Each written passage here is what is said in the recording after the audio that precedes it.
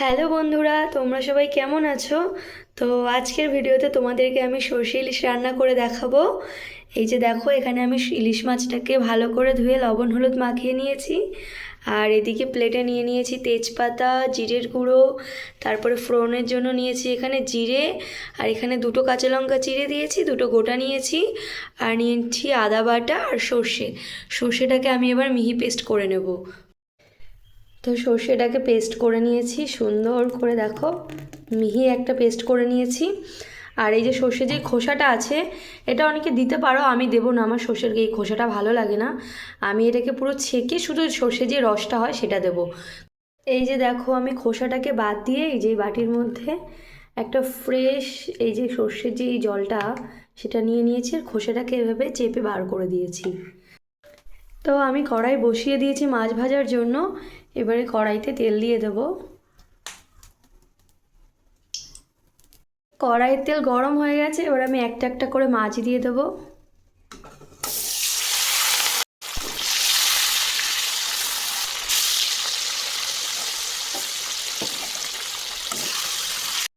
তো দেখো, আমার মাছ ভাজা হয়ে গেছে, এবার মাছগুলো আমি নামিয়ে নিচ্ছি।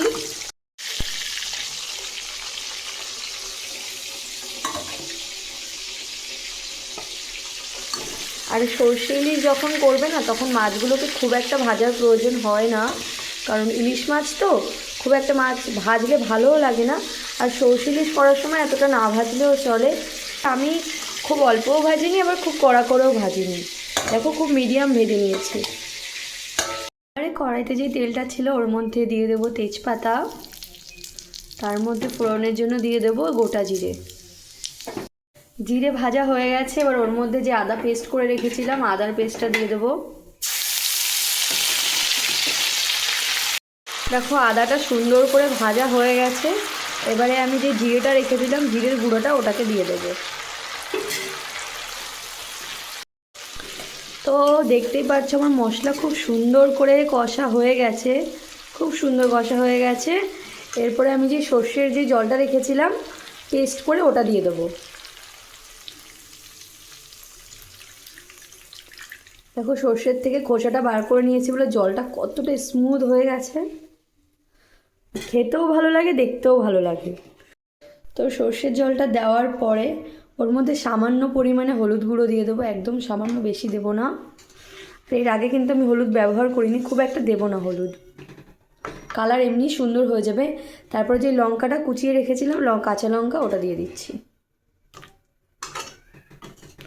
মাছটা একটু পরে দেবো, জলটা ফুটে উঠলেই মাছ দেবো, কিছুক্ষণ ঢাকা দিয়ে রাখবো জলটা ফুটে উঠুক তার জন্য। দেখো জলটা কতটা ফুটছে, এই পর্যায়ে আমি লবণ দিয়ে দেবো। খুব বেশি লবণ দেবে না, তাহলে তেতো হয়ে যাবে, সর্ষের তরকারিতে খুব একটা লবণ ব্যবহার করে না। তো এবারে একটা একটা করে মাছ আস্তে আস্তে আমি দিয়ে দেবো।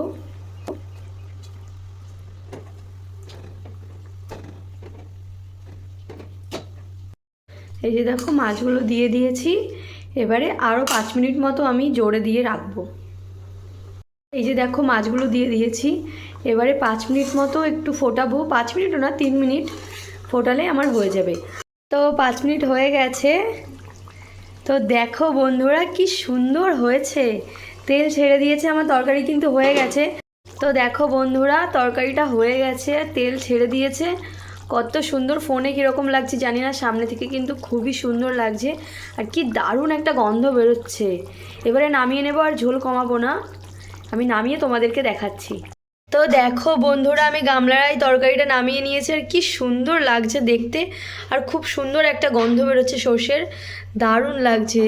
তোমাদের ফোন থেকে কেমন লাগছে দেখতে জানি না, আমি কাছে থেকে দেখছি খুব সুন্দর লাগছে। আর অল্প ধনেপাতা ছিল আমি ছড়িয়ে দিয়েছি, তোমরা চাইলে দিতেও পারো নাও দিতে পারো। তো আজকের রান্নাটা আমার কেমন লেগেছে তোমরা অবশ্যই কমেন্ট করে জানিও। এখন আমরা খেতে যাব, দুপুর হয়ে গেছে, খুব খিদে পেয়ে গেছে। তো আজকের ভিডিওটা এই পর্যন্তই, আশা করছি তোমাদের ভালো লেগেছে। দেখা হবে নেক্সট ভিডিওতে, টাটা।